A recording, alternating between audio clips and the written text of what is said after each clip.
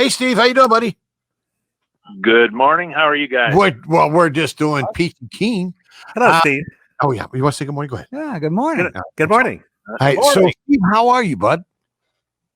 Well, I'm doing fine. Good. I rolled out of bed this morning, turned on Facebook, and there you were. Yeah, kind of scary. Shock. Yeah. That'll wake you up. I'm the new shock jock. I got a face like a monkey. I came in in the middle of your talk about fishing and resetting your plastics and all that. So, are you a fisherman? I'm like wannabe. Like I'm a golfer. I play at golf. I at fish. Okay. I'm not the best fisherman in the world, but boy, there's nothing better than getting out on a lake or alongside a river and seeing what you can pull in. Yeah. Most golfers do have a fishing rod. If it shows up. So you've been busy, my man. Now, everybody, this is Steve Reick. He is our representative here for our area up here. And I'm calling our rapping rep. Steve is he always got a good rap, and one of the things I like about you, and I noticed it right away, is your office is a great communicator. You guys always let us know what's going on. I have the best legislative aide in the entire state of Illinois, and she makes me look real good. Oh, she does. Much better than I deserve. Yeah. Let's put it that way. Hey, if you ever get rid of her, have her come over here. I want to get rid of Henry. What? No way, Jose. Yeah, Henry's my rep. Now you know why we're so bad. Oh, come on. Yeah. Gentlemen, I want to talk a little bit about this mask thing that went into effect on May 1st. I saw some troubling news stories yesterday of people out there, confronting store clerks and people working in stores because they're having to wear a mask. And, hey, none of us like doing this. To many people, it's a violation of their rights. To many people, it's nothing more than virtue signaling. To many people, though, they feel that it helps flatten the curve. Right. But the one thing it is not is the fault of the people who are working in our grocery stores and stuff for them to have to wear a mask indoors. The governor issued an executive order, and their employers made the corporate decision to abide by that executive order, and these people are just doing their job. So right. I would ask your listeners that, if you got a problem with having to wear a mask indoors, call the people who are responsible for that order and let them know what you think. Don't take it out on some kid at a checkout line because he or she does not deserve that kind of treatment. They deserve our support because these people are daily seeing hundreds of people walk by them. They don't know who's positive and who's not. Yeah. And, it's just not fair. Okay. It's just not fair. Let's all stick together here, but don't take it out on the kids, people at grocery stores and your local gas station and things like that. Right. It's not their fault. Well, when I pulled up this morning over here at the Mickey D's, because I bought the boys breakfast, and they had a sign in the window that says that on the property or inside the store or even outside the store at the drive-up window, you must have a mask on, right? So I grabbed my debit card out and shoved it in front of my face. I didn't know that. Yep. So I put my debit card in front of my face and she gave me my food. Money talks. Yeah. I'm like, I can't pay for it if I can't eat it. So, but the thing is that you're right. There's going to be certain people that are, it seems like they're turning the screw a little bit more, Steve, is what it is. And that's I know it's all it's the right thing. And it's, that people are doing it because, with the governor and everything, because it's all about safety. Because once you get this monkey, it doesn't want to leave. So, once you get this sickness, it's a ride that you got to go on. So if, I guess people might call it overkill, but is it really, if you think about it?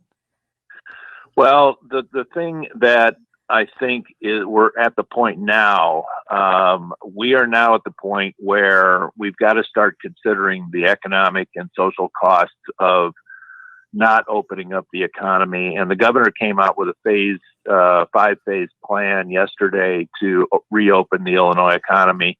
I have significant problems with it. Oh, yeah. They got us in Chicago, man. They got us in Chicago. Steve, they got us in Chicago. They got us in the Chicago zone. That's point one. Yeah. If you read the thing, if you take out the number of cases and deaths that have occurred in long-term facilities and assisted living facilities, nursing homes, and things like that in McHenry County. Yeah. Both cases, 38% of our deaths in McHenry County have happened in those facilities. They're tragic. Right. But the fact is that until we have a situation where we're testing people who aren't symptomatic, where we can get our temperatures taken or whatever test it is, we don't know what the infection rate is. And I think right now the governor has what he has basically done with this plan, as far as McHenry County is concerned, he's killing the restaurant industry. Oh, yeah. There isn't going to be a restaurant opening in McHenry County for the next 2 months. No. And they're just not going to make it. They're not. They're barely making it now. Yeah. If it wasn't if they didn't have their money saved, and if they didn't have, maybe some of them got the PPP and or a grant, they're done. Well, I just noticed in the paper yesterday that Antioch Pizza here in Woodstock, which just opened, a month, maybe 2 months ago, is closing. They say temporarily. I hope it's just temporarily. Yeah. I want them to bounce back, but we're going to see more and more of that. I'm if you have seen me over the past month or so, you'll see that I'm picking up some weight because I'm patronizing my local Chinese and Italian and pizza restaurants and things like that to the full extent I can. Yeah. But that's not going to do it. You've got to get people, you've got to get the economy open. And I think at this point, the governor has basically said, I own this. And he's going to have to figure out a way to get us out of this, because I'm here to tell you, the speaker is not calling us back to session. Mm-hmm. We're going to live by executive order for the next, I don't know how many months. And that is not the way that this state was meant. This is not the way democracy and representative republics are meant to operate. Nope, you're right. So and that's one of the things I saw, that when he came out with that map yesterday, and I'm like, okay, so here we go. So because people are already getting restless. The churches are getting fed up. I mean, with the churches, they've went along pretty much along with all of this here, and then you got the bars, you got the restaurants, you got the churches, you got all these people, businesses, the hair salons. I mean, the list is huge that can't really do anything, and they're getting tired of it. I mean, they really are. You can tell. Yeah, and I had an appropriations hearing. I'm on the K through 12 appropriations committee in the Illinois House, and we had a preliminary appropriations meeting on Monday, and we went through the anticipated revenue, the projected revenue for the remainder of 2020 and going into fiscal 2021. Right. We're looking at about a $2 billion shortfall for the rest of this fiscal year, which ends on June 30th. Mm-hmm. And they were going to go out and borrow $1.2 billion to help fill that gap. And day before yesterday, they pulled the funding because it was going to cost us 4 percentage points above market in order to do that. And we can't afford it. This is $1.2 billion that would have to be paid back in the next 12 months. Yeah, that's. So, and that's what. And here's the catch. And I'm not getting into politics because I'm not that good at it, but I think they're banking on Nancy and the rest of the gang in the Congress to bail out Illinois and bail out California and bail out New York. But I think there's a huge resistance to that because of the way that they have managed the states over the years, and they're in huge debt. I mean. And a lot of it is because of the pensions aren't being funded right. And there's all kinds of things that could have been done differently. And it's not just Democratic. It's both parties have done it. But, where does it end at? I mean, where does this insanity stop? Well, that's the $130 billion question here in Illinois. But the fact is that next fiscal year, even if the governor's so-called progressive income tax passes, we're still looking at a $6 billion revenue shortfall in fiscal year 2021. And the question is, where is that money going to come from? Are you going to cut into bone in terms of state services? There's plenty of cuts that can be made. But the fact is that we're also looking at a shortfall that isn't going to be made up with just cuts. Right. And somewhere along the line, the governor's going to have to come back to the people of Illinois and say, hey, we've got a special situation here and tax rates are going to have to be changed and we're going to have to narrow down. Let me give you one example. In 2009, when the financial markets crashed, what we ended up with, the number of people filing tax returns with gross income of $500,000 or more, which is where the top rates come in under this new plan, fell by 50%. And that's and it's gonna be worse than that this year. If he thinks that he's gonna get increased revenue in the midst of a pandemic by putting in a progressive income tax, he's dreaming. Yeah. No, he's getting voted out. Well, he's got 2 years to go. He's got till 2022. Between now and then, the General Assembly needs to get back in session and needs to become a functioning part of Illinois government. And people need to start listening to what is actually being said out there. Yeah. Now, can I just vent for a second? Because you're my rep. I can rap to the rep, right? You can yell at me all you want. No, not yell at you. You're doing a good job. I have no problem with you. But I do have a problem with, you know what? I have two trailers. All right. One is a junky old homemade trailer. And then I have my, I have my other regular trailer. Now I used to spend $18 a year for my plates, right? They went from $18 to $118 each. Now, if I did that in my business, I would get arrested. Can I give you a short answer to that? Please.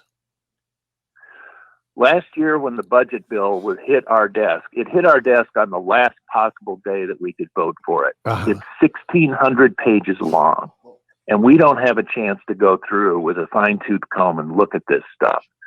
And that thing went through in what's called the BIMP, the budget. No, actually, it went through on the capital bill, the increase in the gas tax, which, in full disclosure, I voted for because I wanted to see $300 million of road construction come to McHenry County. Okay. But the fact is that bill was huge, and we did not get a chance to look at it before we went through and had to vote on it. Right. And right now we have legislation pending in the House, which may or may not be voted on this term, to roll that back. I'm a co-sponsor on that bill, and I'm proud to say that I am. Man, I tell you, because they're getting us all different ways. I mean, as a taxpayer, I can't believe it. It's a ridiculous thing. I mean, the people who rammed this through don't have trailers. They don't pull boats. And also I have a third one, Steve. I got my boat trailer for my boat, which I just had to renew. Yeah. That's I've got a bill pending in the legislature right now. It's in committee. Again, I don't know if it'll be heard this year or not, but it requires a 48-hour waiting period between the time a bill goes to second reading in the House and third reading where we actually vote on it. A 48-hour waiting period and public posting as for discussion of those bills, so that people like you and the local governments, I'm not going to forget like that. Believe me, go in there and I'm not going to forget it. Well, can look at it and say, hey, I don't like this provision. Somebody may have found that last time if we had that provision in the last budget bill and the last appropriations bills. Right. Yeah, that for some reason that really got my goat. And I know they jacked the price. A lot of people. Getting a lot of goats. Let me tell you. Yeah, and I think we're going to make them pay for that. I mean, the thing. I tell you what. Can I be honest with you? I have one trailer. I put it in the storage. I'm not going to use it. I can't. A lot of people are doing that. Yeah. And if I do want to use it, I'll take the chance. I'll go down the road. I'll tell them from Wisconsin. I'll put my Wisconsin plates on my car. You don't think Wisconsin's going to take you back, do you? They won't let me in there. So the thing is that, but I know what they're trying to do, but now we got the pandemic, so everything is bad, and we're still getting hit with the big fees. So I mean, we're losing. Anyhow, thank you, Steve. What, Jim? What? One other thing that's the problem is the poor people that are struggling like with me. Part-time jobs. Yeah. And all these taxes for a car and stuff raising up, they can hardly afford to keep the car on the road as it is. How are they going to make out? And Jim is a senior, just so you know. I mean, he's way up there. I hear you. And he's a constituent. The thing of it is that we've asked the governor to delay the implementation of the of many of the things that have gone into effect, in the last General Assembly. The minimum wage increase, all these things, and he's dead set against doing those things. Unfortunately, it's going to hit people. It's going to hit people at the bottom end of the income rung the hardest. Oh yeah, because they're going to be the last people who are going to get a job. Right. Yeah, and also too, people are leaving Illinois in droves. I mean, there's more people leaving Illinois than is coming in. Yeah, that's also true. Yeah, that's also. It's true. sad, but it's true. But anyhow, you're doing a good job. Go back there, get that stupid tax off of my trailer plates, and I'll be happy.